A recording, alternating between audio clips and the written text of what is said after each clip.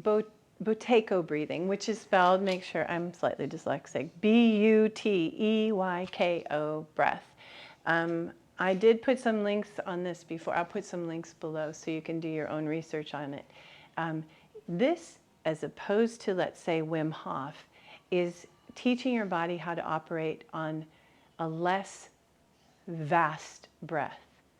So when you sleep, you're not usually breathing.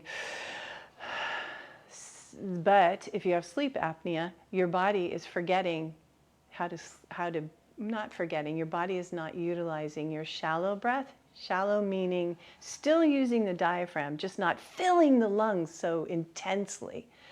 So Buteyko breathing has about 7 steps. They're broken down into things like one side of the nose, the other side of the nose, but they're about a controlled pause when you learn to do it. But eventually it comes to this rapid, shallow breathing that Kirby was sharing when he gave a demo of it. But just for practice for you to start with, and then you're going to go do your own research, think of your diaphragm, and you know your lungs will filling your lungs might push your ribs apart. Think of bringing the air in, pushing the diaphragm down, but not pushing the lungs apart too much. It's not really happening that way, but just think of it that way. So we bring the air in, diaphragm presses down, and release.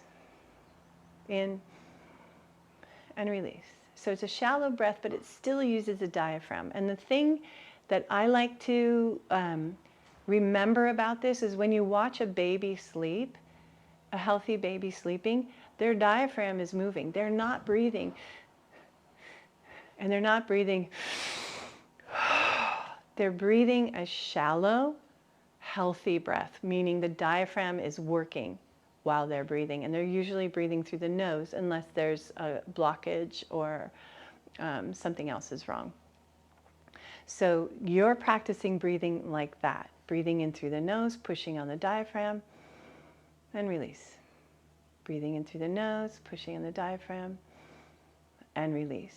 And then you can also we can do 3 of those, and then you can hold the nose and hold it as long as you can until you get to that place where you feel like, oh my gosh, I totally need air, right before panic. And then you repeat without taking that giant breath. So let's do 3 shallow breaths. We'll hold as long as you can, and then we'll do 3 more, and we'll repeat that once or twice. But you want to take this on your own. Definitely do some research on this because there's a lot of steps to learning how to do this. It very much helps with sleep apnea and anxiety. So all these different styles, mostly breathing with your diaphragm is the best, but all these different styles have scientific proof that they really help heal certain things, and they're good for different purposes. I, like Kirby, like to use as many as I can learn. Okay, so we're going to breathe down into the diaphragm without really expanding the lungs through the nose. Here we go. Exhale first, breathing in and release. Breathing in and release.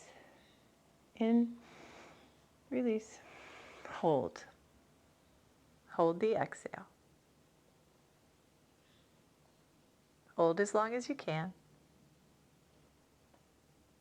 Keep your spine tall. And you need that air, go ahead and breathe in again. Shallow breath. And release. And release. Don't worry, don't fight it. And release and hold. Now, this time, while you're holding, you're going to start to feel that CO2 build up in your system. So you get dizzy and stressed in a different way.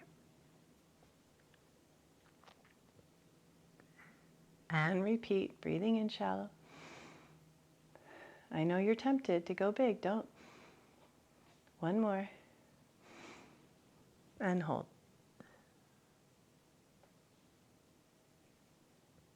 Long as you can hold.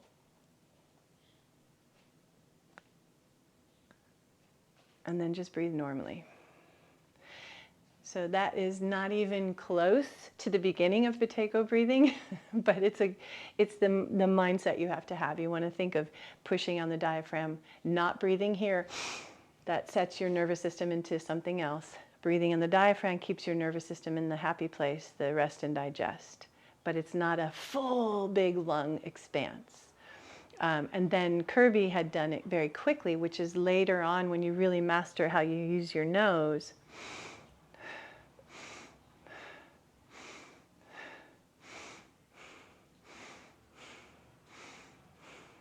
It's not hyperventilating, it's just pushing on that diaphragm at a shallower volume. Okay, good luck with that.